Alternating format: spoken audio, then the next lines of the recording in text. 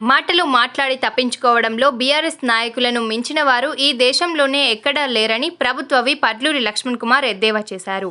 పెద్దపల్లి జిల్లా ధర్మారం మండల కేంద్రంలో కాంగ్రెస్ పార్టీ కార్యాలయంలో ఏర్పాటు చేసిన కార్యకర్తల సమావేశానికి ఆయన హాజరయ్యారు.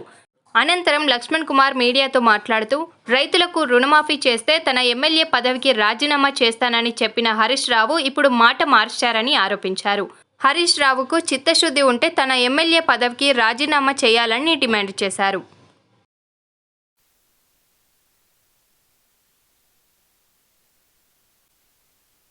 కానీ హరీష్ రావు గారు కానీ కేటీఆర్ కానీ మాటలు మాట్లాడి తప్పించుకోవట్లా, అబద్ధాలు అట్లా వాళ్ళంత దిట్ట ఈ రాష్ట్రంలో కానీ దేశంలో ఇవ్వలేరు. కాంగ్రెస్ పార్టీ చేస్తున్నట్టు మంచితనాన్ని చూసి ఓర్వలేక ఇష్టానుసారంగా అవాకులు చివాకులు మాట్లాడుతున్నారు. వాళ్ళ యొక్క పార్టీ పని వాళ్ళ పని ఖతమైపోయింది.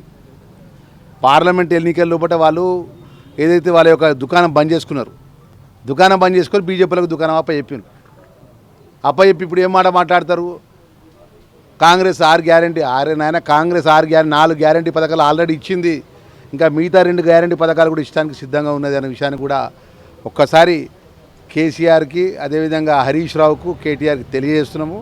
ఒకసారి నీ పార్టీ యొక్క వ్యవస్థను సరి చేసుకో. 10 సంవత్సరాలు రాజ్యమేలీళ్ళు, మీరే రాజులు, మీరే మంత్రులు, మీరే సర్కారు.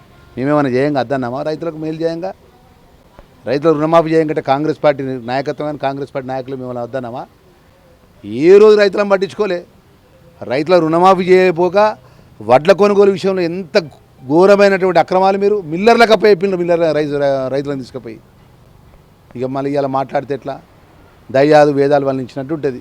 ఏదైనా కూడా ఏమాత్రం చిత్తశుద్ధి ఉన్నా, ఏమాత్రం మానం ఉన్నా హరీష్ రావుకు రాజీనామా చేయాలి.